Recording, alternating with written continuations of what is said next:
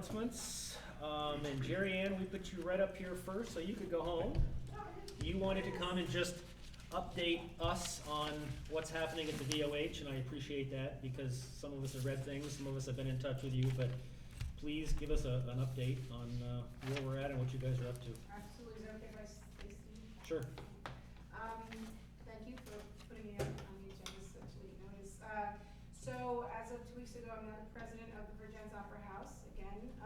It's been 16 or so years since I've had that wonderful title, and it was really fun back then, but we have a new restoration that we have to do. And the scan that I've done quickly really is about management and organization.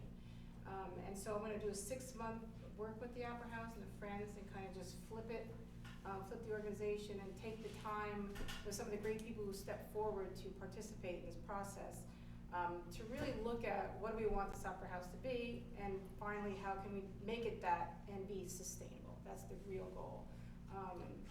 And we have some really great assets working with us. We have some board members who are sticking with the process, and I'm working to populate the board now, and hopefully, the board's only like 5 people, and that's just not enough people to make big decisions.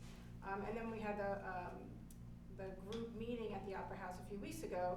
There was like 50 people there, and I've gotten such wonderful email responses and phone calls from people and letters saying that they're really happy to be involved, they want to be engaged again.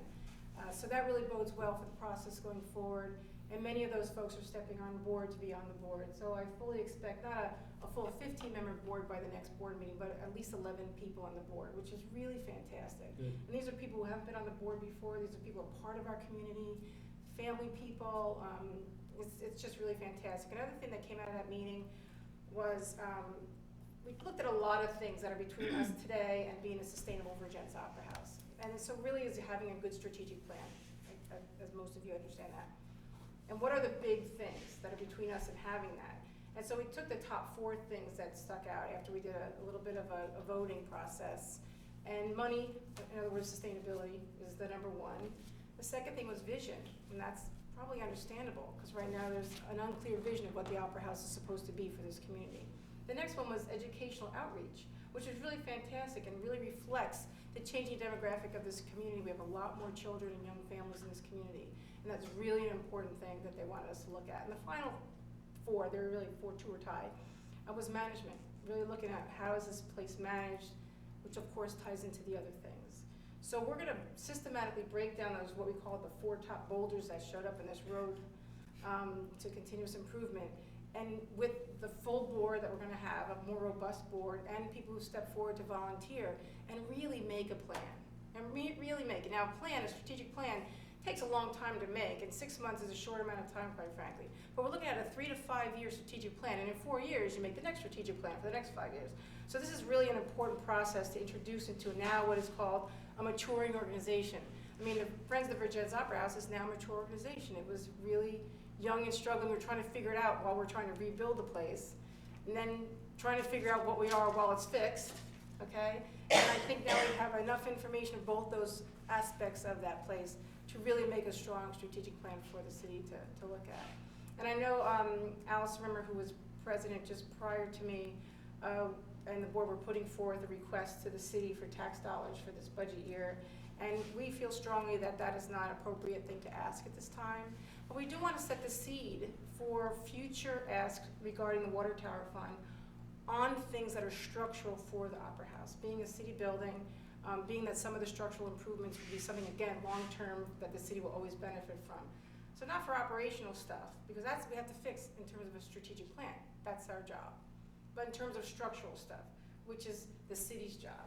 And we want to keep working with the city on identifying those things. They're actually great fundraising opportunities. We have one fantastic one looking at us in front, and that's when the police station finally moves out. We have the possible return of a ticket booth, an appropriate office for the Friends to be in. That's going to have to be refurbished. That's going to cost money. That can generate a lot of excitement and enthusiasm in the community for fundraising opportunities for the Friends and for the city. So there might be a match discussion, and I might come back to you on something like that, which I think is really appropriate because it's about quality of life for the city when you look at the city hall. So that's kind of where we are right now. Again, the 16th is when our next board meeting is, where we're going to induct some new board members in, and quickly after that we'll start to have this bigger group of people who want to get involved, looking at these 4 things I told you about, breaking those down. I'll be bugging you from time to time. I have to dive in pretty quickly to look at the operations of the Opera House, and I haven't. Tomorrow I'm going to be working half day here at the Opera House with our mid-course student, Amy Powers, who's just really fantastic. Did she? What Yeah, a perfect she's timing. quite a gal, isn't she? I mean, perfect timing. So she's great. And so she and I are going to spend about 5 hours tomorrow just in the Opera House going through the databases so I can get an understanding of what the physical, management structure and databases are and everything that's there. But also she's been working continuously on our behalf. She's interviewed several community-type Opera House venues in the state and collecting that data. So as we're looking at the sustainability story and management issues and fundraising and educational outreach, we will have a really good scan of what else is happening in the state. What are the other scenarios that are playing out in other communities that have, like the Barton Town Hall, they have a hall, different structure, in Wells River. There's so many different scenarios. 1 or 2 or some or all could fit perhaps in what we're trying to build for the Vergennes Opera House. So that's going to help inform us as well. Plus she's working on a survey which is pretty close to getting ready to go, mostly talking with our restaurant visitors. So these are out-of-towners, in-towners, all types of restaurants that we have here. We have a really good, rich choice availability of types of restaurants here that anybody and everybody would enjoy coming to. So her doing a survey of folks who go to those places will really give us a pretty good, as best as we can get, idea of what people think of the Opera House, of Vergennes, of culture and arts here. And that also be folded into this process. So I think we're painting a good vision, or not a good, we're painting a good map, okay, roadmap to kind of follow for this early stage. And I look forward to giving you guys little updates once in a while to let you know how we're doing. We do have some surprising obligations that we have to fulfill, but I'm gonna narrow down what those real hardcore, just those things that are fixed expenses that we have to meet. And then we'll just go find that money, So that's where we are. I don't know if it's gonna look like an executive director someday. We don't know. We have to do this process.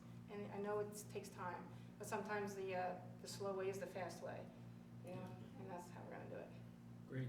Okay? Anybody have any questions for Jerry-Ann? Sounds pretty good to me. Yeah, I mean, I am so thrilled with just what's happened in the last month, because, I mean, it was really sad. I think, a lot of people that said, where's it gonna go from here? And I think that just the fact that everybody's kind of risen to the occasion is great, so. Yeah, and I think the fact that so many people showed up at that meeting Yeah. and voiced how much they really care about the Opera House and how important it is to this community, that wasn't lost on anybody. Whether they're on the board or not on the board, or we're on the board, whether they've been disappointed in how it's gone down so far or have lost hope. Everybody in that room really, really believes in the Opera House and its importance here. And I'm just gonna really work hard to make a plan that we can all follow. Great. Okay? Thank you so much Thank for you. coming in. Well, thanks for putting me first.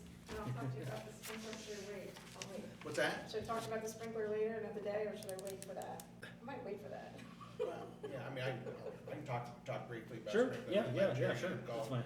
I had Mike McDougal at my office today. His company is Municipal and Contractors, and he knows a lot about pipe, let me just tell you that. And so this is his specialty, and he's coming down on the 5th of July and spend the day to perform the 200 pound per square inch test on the service line, which was originally believed to have failed. And it's his opinion that when they did some preliminary pressure testing and the line showed a drop in pressure, that people felt that there's something wrong with the line. And he feels that once I explained to him the type of pipe that was used in the line, that the test that they had performed, that's what you would exactly expect, that it would drop in pressure a little bit, because the type of pipe,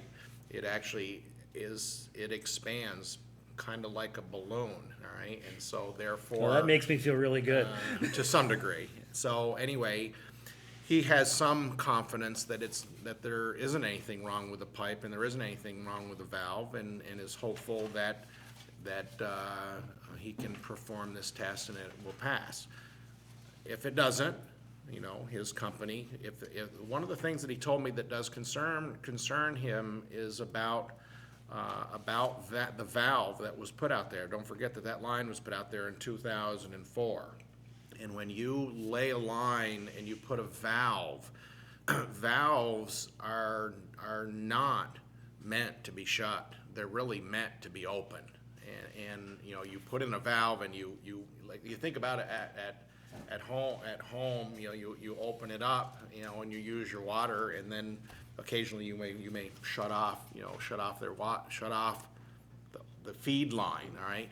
And he says that what he thinks is that what may have happened is that the valve actually has some memory, and so they really don't like to be shut. And when you open them up, all right, and then shut them to perform the test, they don't seal, all right? So therefore, because what you do is you actually open the valve, close the valve, pressurize the system, and it won't fail. And so that the valve ends up taking the shape, ended up kind of taking the shape of what it was up against. So when you remove it and then attempt to put it back, it won't go back in that tight position. So worst case scenario, the valve really wasn't right for that valve to sit there for 9 years, all right? And if that's the case, then obviously we need to line up somebody to dig and replace the valve. But at least I think we got the right person here. This is what he does. Good. Okay, and he said he has a little window of opportunity here to come to Vergennes, and he thinks that it's a day. His rates are $750 a day. He thinks that he can do it in a day. So, that would be so sweet. Where's he from? He's from like Northfield or Okay. Randolph or Okay. Randolph or Northfield. Well, great, that's good news. Yeah. Yeah. So that's, yes, yeah. Good news for But I told you, Jerry Ann. don't spend that Thank you. Thanks. Thank you. Okay, approval of minutes for June 11th. I'll make the motion to approve the minutes. Made, second. Any corrections, additions, submissions? All in favor? Aye. Opposed? None? Great, thank you. No citizens, police station bond, Mel? I gave you, this was really, what I put in your packets was really supposed to arrive before the last meeting, and it didn't arrive until the day after, and I hope to be able to give you an updated one for this meeting. And Sherry Quinn is on vacation, and Shelley Quinn is on vacation. I talked to Anita Bourgeois and Hope, I can't think of her last name. So anyway, I don't have a proposal ready for you yet. And one of the things that was uncovered with talking to legal counsel is that if we were to go to the Merchants Bank, there still has to be a public bid process in that bond counsel would prepare a legal notice. We would put it in the Addison Independent, and it allows other banks to bid into this proposal. Merchants Bank would be one of those bidders, and then you would have rates. Then you would have real rates, and then you can make a decision to sign on to a bond with it may not be the Merchants Bank, but obviously the Merchants Bank are fairly confident that they will be competitive. Yeah. And so then we will really have a real kind of a true alternative to the bond bank. I did call Bob Giro today, left a message with him. We will go ahead and advertise, I'm just gonna go ahead and advertise to schedule this competitive bidding here. And as soon as that gets done, we may wanna lock in that rate. And so it may require a special meeting of the board. It would be great if this thing all gets done and it's right in sync, but don't be surprised, Bill, if we're out of sync, I wanna secure that rate. The lowest rate possible as Yeah, soon as we can. yeah, get Okay. that locked in. Good, okay, well, any questions of Mel? Nope. Municipal docks donation drop boxes. We talked about this briefly at the last meeting. I showed you a picture of this kind of metal money box that is located in Agunquit, Maine, that Mel brought to our attention. We talked about potentially getting 2 of these for the docks, for donations, for revenue to improve the docks and so on. Mel actually found the company that makes these, got a price for them. And so I just wanted to bring it up again. We'll talk about the price. I mean, and I frankly think that it may be a good idea to invest in these in the long term. This particular item with a sign just saying welcome to Vergennes and so on, but we'd appreciate, your contributions for us to maintain and further develop, the dockage. They're made in Algonquin, aren't they, or near there in Maine? In Algonquin. I guess they're almost custom built, it sounds like. Yeah, can't remember the guy's name, but Yeah, and they're. Jamie, I think it is. How much were they? Jamie's. They're $1,000 a piece, all right, and, which, I mean, these, I can tell you, I've been there, I've been there. And they probably weigh Yeah. about 250 pounds too. Take them away and. No. Yeah, I mean, Heat 'em these, up and- yeah, My these, I husband mean, used to make, don't they, Oh, like that really? machine shop, he designed a couple so, of boxes, yeah. if, I don't know that we need a motion, but if everybody feels comfortable with this, we wanna go ahead and give them a. Is 2 enough? I think One so. on each side probably, and we Yeah. set it in a concrete pad, bolt it down, and then it can be removed in October and put back out in May. Yep. Kind of thing, and just stored at Public Works. But I just think that with the right verbiage, I mean, there's between 400 and 500 and 600 boats there, depending on the year. I mean, if they each put in $10, you're looking at, $4,000 or $5,000.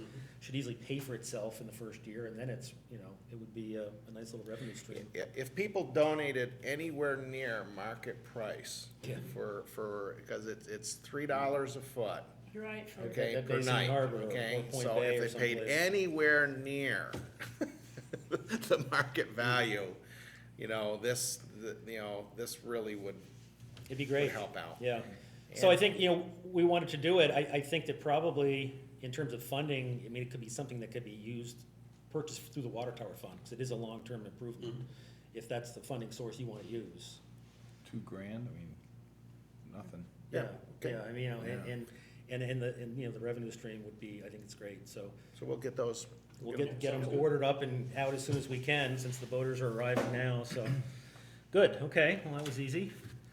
We've got 2 appointments to do here. We need to appoint Diane Lanford to the Addison County Transit Resource Board, and so I will entertain a motion. Second. Motion made and seconded. Any discussion? All in favor? Aye. Aye. Diane's been on that board for a few years, hasn't she? I know, now? yeah. Yeah, quite a few years. And appointment of Greg Edwards to, Yeah, TAC is the Addison County Transportation Advisory Committee. It's an organization that's affiliated with regional planning. And, actually I can tell you, like the Panton Road, West Main Street intersection, studying that for signalization, or, that, they actually kind of pave the way for funding sources for either planning projects or capital projects. So Greg Edwards, he lives in town here, lives on Battery Hill. He works He's a for Stanton. transportation He's a engineer. transportation Yeah. engineer. Yeah. So Yeah. I Great think we've guy. got the most qualified person I in think town. so. he's also a big biker, and he's working on the bike plan and so on with the rec committee, I'll so. move that one also. Okay, motion will made. second that one and also. Second, Lowell. Discussion? All in favor? Aye. Great, that was easy, 2 qualified people. Mel, this is yours, Corsairs LC. There's a recommended credit on a sewer bill. Apparently there was some, I'm not sure exactly. You can give the history of this and so on. First off, I brief think, us on it. I think that Joan Devine and I have worked here for a combination of about 80 years, and I think this is the first time that we've ever come to the board for a credit on a bill. Is that fair to say, Joan? I would agree. Good for you. So this is a monumental occurrence here. What it is, up at Corsairs is Mary and Hugh Bargiel own Stronghouse Inn, and they have a cement pond out back. It's like they don't. And they obviously fill the pond with water and whatever once a year. Maybe they clean it out, maybe they don't. But anyway, because they are treated as a commercial user for sewer, obviously residential users, flat rate, $87.50 per quarter per unit. Anything that is commercial in nature that we expect is gonna use more than 6,000 gallons a month are on our measured users list. And the water district sends Joan information as she does monthly billings based on the gallonage of those 28 or 30 accounts, Joan, something like Yeah, that. There's a about special that. monthly billing. So anyway, the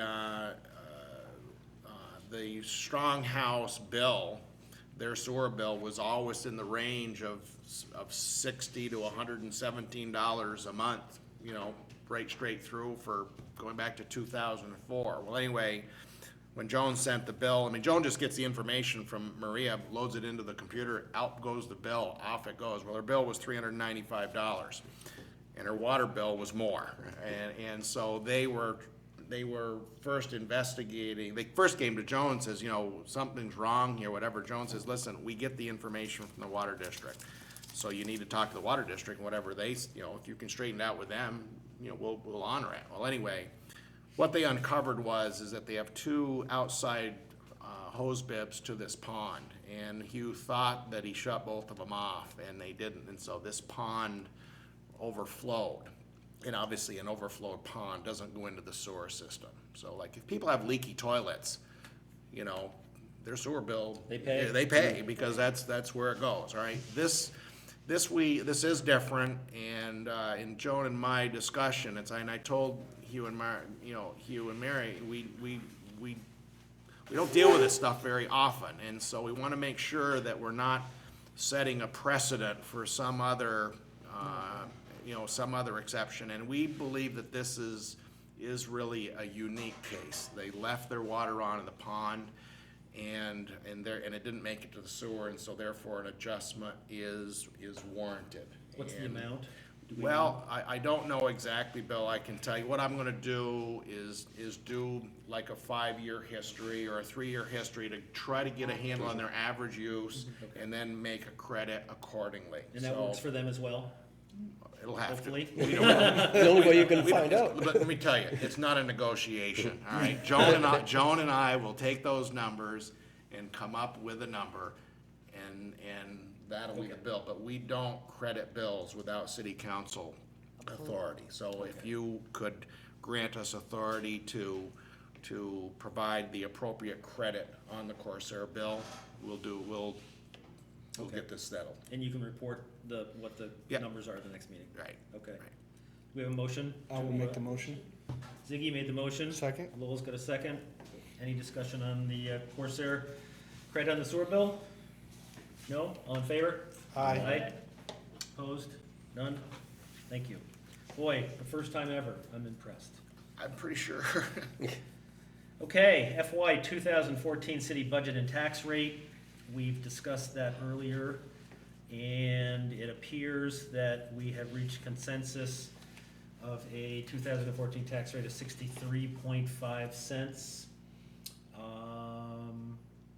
Do I have a motion to set that tax rate And you can do it, and the corresponding general fund budget. in the corresponding general fund budget, excuse me? I think it's whatever, it's like,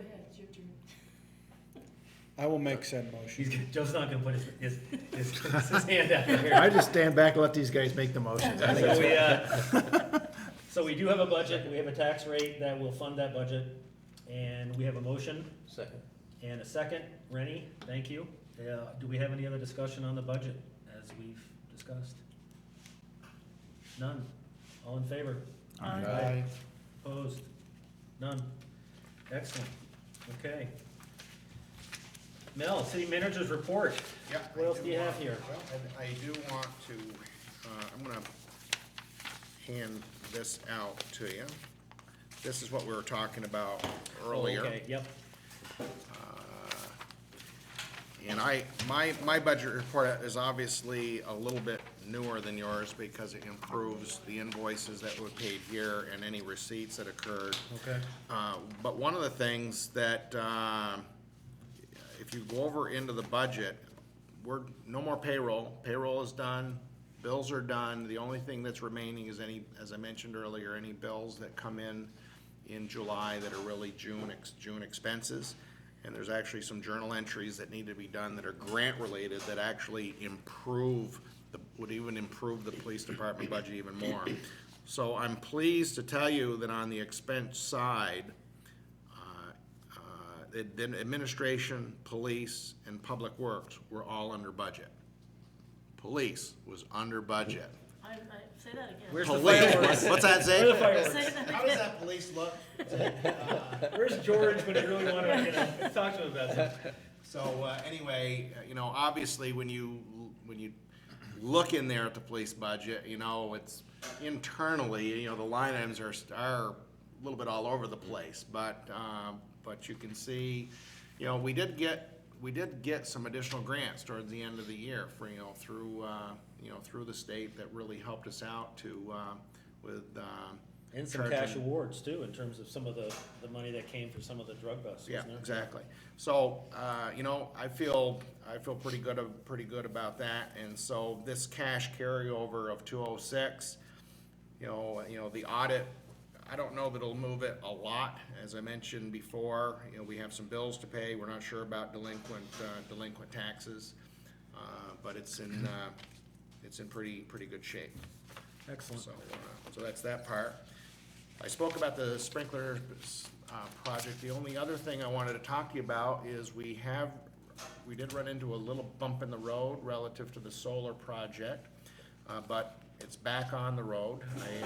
What happened is that when Encore put in our application to the Public Service Board, the way that works is that if you have a solar array that's 150 kW or less, you just get a certificate of good. It's a fairly simple process. Anything more than that is a full-blown 248 permit. It's like getting an Act 250 permit. The process is lengthy in time and very costly. So they put forth an array under the 150 kW. The problem is that, and I don't totally understand it, but these things generate, they're actually generate DC current, and AC current, and both of those cannot exceed the 150. And apparently, that when this facility that they designed, the design actually exceeded the 150,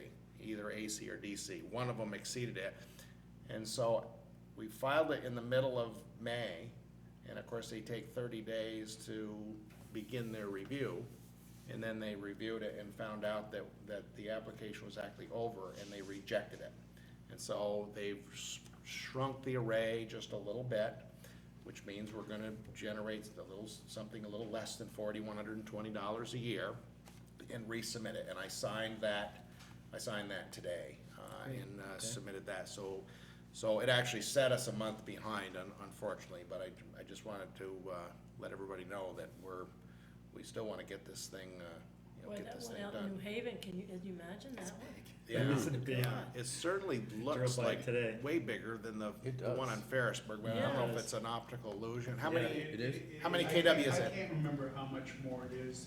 It is bigger. Because the Ferrisburg one is 1,000 KW, I mean, the solar farm, I believe that's 1,000 KW facility. Yeah, It's I'm- gotta be 50% bigger anyway. I'm thinking that this one might be 15, I thought it was 16, gonna be a 17. racetrack. Yeah, that's right.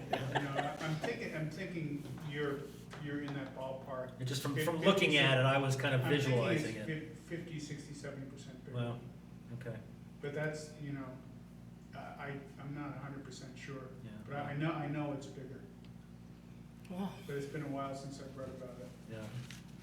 Mel, anything else? That's all I have. That's it. I just got a couple of things. I want to thank the folks that were in charge of the fishing derby last weekend, even though the water was high. I think Martha Sullivan was in charge of it.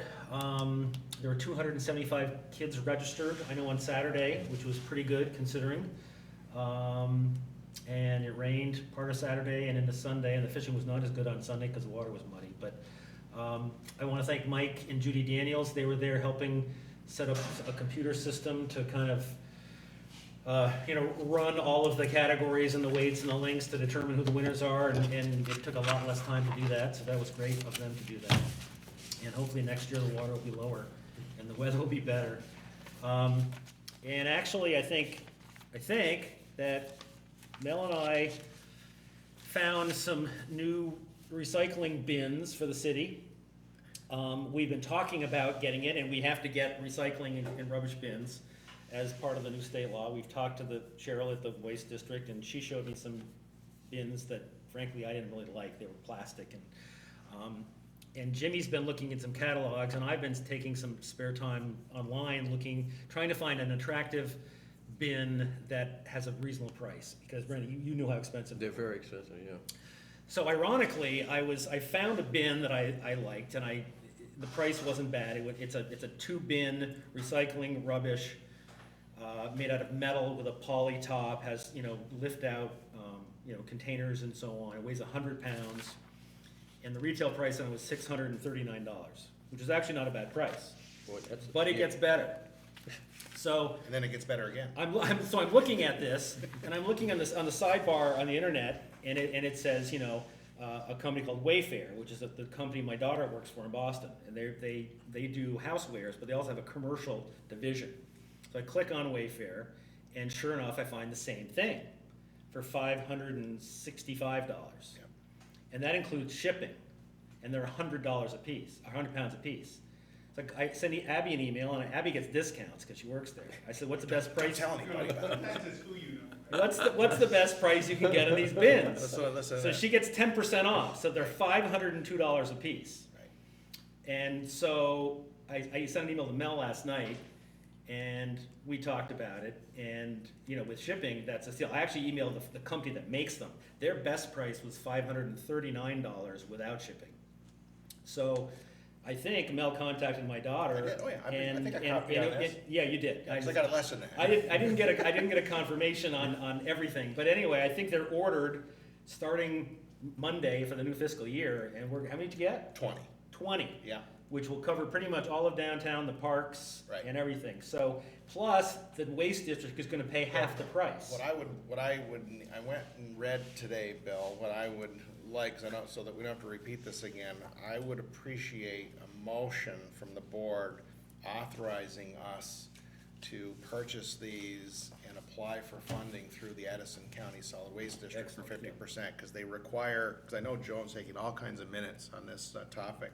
And I know, because the auditor is gonna say, where's the authorization for Right. that? So anyway, Auditor, she's they do coming. require, They read they all do my minutes. require So moved. the select board, the city I'll council. second it. Now, what size are they? That's the only question, because we've always had a problem with the ones that we have being too small. Yeah. Things are always dumping out of them. They're We have- 38 gallons for each side. Yeah, It's wide. they're 29 It's tall, wide. wide, and about 20 inches Yeah, deep. 21 Oh. deep, 42 inches high. Good size. And actually, we would only put 2 in the park, as opposed to them having all salted around there, and they're 100 pounds, and so it's not like the mower's gonna get out and wrestle these things, so what Jimmy and I, came up with, is where the poop bags are, that we would actually cut some sod out from underneath there, and it would be right up against that pole. So it wouldn't be moved. I mean, you would just mow around it, and then the other one would be near the information booth. Yep, that makes Right? sense. Okay. And then there'll be another one at the bus stop, another one, we think that we can actually get rid of one between Green Street and the alley, where there would only be one, and then there would be another one down in the next block, so you end up with 3 in the central business district. We would have 2 or 3 on each side of the river, probably 3 at each, on each side. We need one at we need the one at the pool, we need one at the tennis courts, we need one at the skate park and tennis rinks. So it added up quick, Bill, when we. Yeah, I didn't even think about that. Through there, so anyway, so we're up to 20. So we're gonna get 20 of them for $4,000 after reimbursement, so Right, $200 right. a piece, Right. which is That's remarkable. really So remarkable. can't wait to get those installed, and They're actually pretty good looking, to be Yeah, honest. I mean, I think it's hard so to say too. trash and recyclable containers are good looking, but really they're Yeah, we looked at a lot of ugly ones. Yeah, we in- did. In this effort, and they look pretty good. Yeah, so that's good. So we have a motion to apply for the reimbursement. Who And did there's the a motion? second. Me? Okay. And Lowell seconded? Ziggy. Ziggy seconded. Yeah. Okay. Any discussion on that? All in favor? Aye. Excellent. Okay, I'm done. Anyone else have any comments? Motion to adjourn? I will make said motion. Motion made and seconded by Second. Rennie. All in favor? You don't really wanna do that. Aye. Thank you. Good night. I don't know what the big deal is with